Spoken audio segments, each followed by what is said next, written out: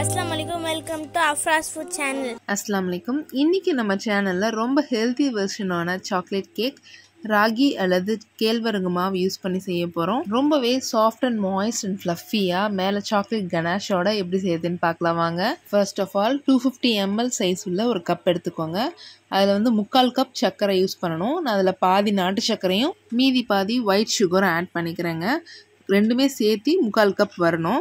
நீங்கள் வெறும் white sugar மட்டும் ஆட் பண்ணுறதுனால பண்ணிக்கலாம், இல்லை வெறும் நாட்டு சர்க்கரை ஆட் பண்ணுறதா இருந்தால் 1 கப் ஆட் பண்ணிக்கோங்க, கரெக்டாக இருக்கும்.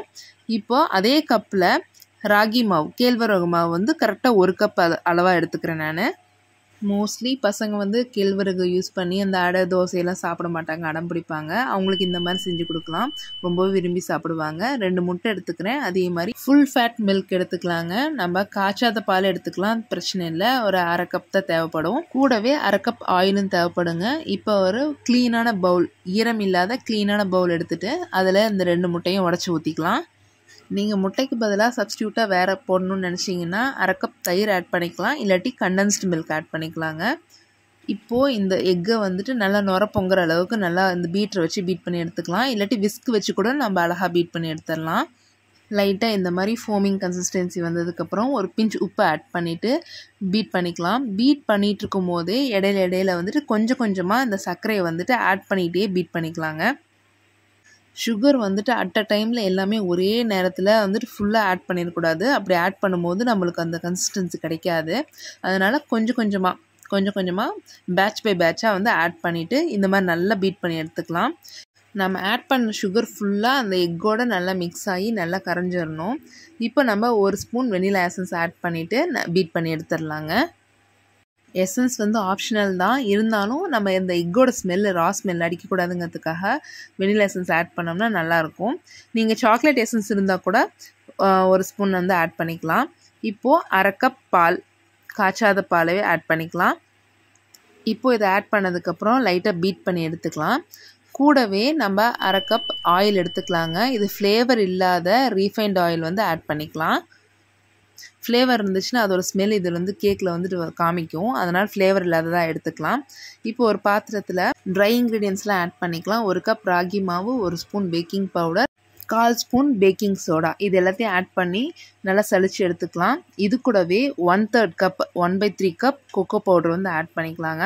அதையும் நல்லா சலிச்சிட்டு ஒரு ஓரமாக எடுத்து வச்சிடலாம். சைடில் ஸ்டவ் ஆன் பண்ணிட்டு ஒரு குக்கர் வச்சுக்கலாங்க. உள்ளார பாத்திரம் வைக்கிறதுக்கு தூக்கி வைக்கிற மாதிரி ஒரு ஸ்டாண்டு வச்சுட்டு உள்ளார ரப்பரும் மேலே விசில் இல்லாமல் நம்ம சும்மா வந்து குக்கரோட லிட்டை வந்து க்ளோஸ் பண்ணி ப்ரீஹீட் பண்ணிக்கலாம். ஒரு 10 மினிட்ஸ் வந்து ப்ரீஹீட் ஆகட்டும்.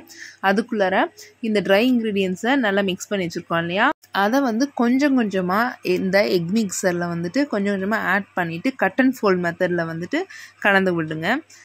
ரொம்ப ஓவர் மிக்ஸ் பண்ணிடக்கூடாது. அதனால் கரெக்டாக கட் அண்ட் ஃபோல்ட் மெத்தடில் கரெக்டாக மிக்ஸ் பண்ணிவிட்டால் கரெக்டாக இருக்கும். ரொம்ப மிக்ஸ் பண்ணோன்னா நம்மளோட கேக் வந்து ரொம்ப டென்ஸாகிடும், ரொம்ப மொந்தமாயிரும் கீழே. அதனால் கரெக்டாக இந்த மாதிரி கட் அண்ட் ஃபோல்ட் மெத்தடில் மிக்ஸ் பண்ணிக்கலாம். மாவு கரெக்டாக மிக்ஸ் ஆயிடுச்சு, ஃபுல்லாக ஈக்குவலாக மிக்ஸ் ஆகிடுச்சு பாருங்கள். இந்த மாதிரி ஒரு கிளாஸி டெக்ஸ்சர் வந்ததுக்கப்புறம் ஸ்டாப் பண்ணிடலாம். அவ்வளோதான், ஓவர் மிக்ஸ் பண்ண வேணாம். இப்போது ஒரு ஸ்கொயர் டின்னில் வந்துட்டு நான் பட்டர் பேப்பர் வச்சு லைனிங் பண்ணியிருக்கேன். அதில் இந்த மாவை வந்து ஆட் பண்ணிக்கலாங்க. பட்டர் பேப்பர் இல்லாட்டி கூட பரவாயில்ல, ஆயில் அப்ளை பண்ணிவிட்டு லைட்டாக மாவு தூவி விட்டு டஸ்ட் பண்ணி விட்டுட்டு இதே மாதிரி மாவு ஆட் பண்ணிக்கலாம். லைட்டாக 2 தடவை டேப் பண்ணிவிட்டு இந்த ப்ரீஹீட் பண்ணி வச்சுருக்க இந்த குக்கரில் நம்ம ஆட் பண்ணிக்கலாங்க. இது கரெக்டாக எனக்கு 55 மினிட்ஸ் ஆச்சு. கரெக்டாக 55 நிமிஷத்தில் சூப்பராக வெந்து வந்துச்சுங்க. நல்லா சாஃப்டாக இருந்துச்சு. நான் வந்து லோக்கும் மீடியம் ஃப்ளேமுக்கு நடுவில் வச்சு தாங்க பேக் பண்ணேன், அது கரெக்டாக இருக்கும்.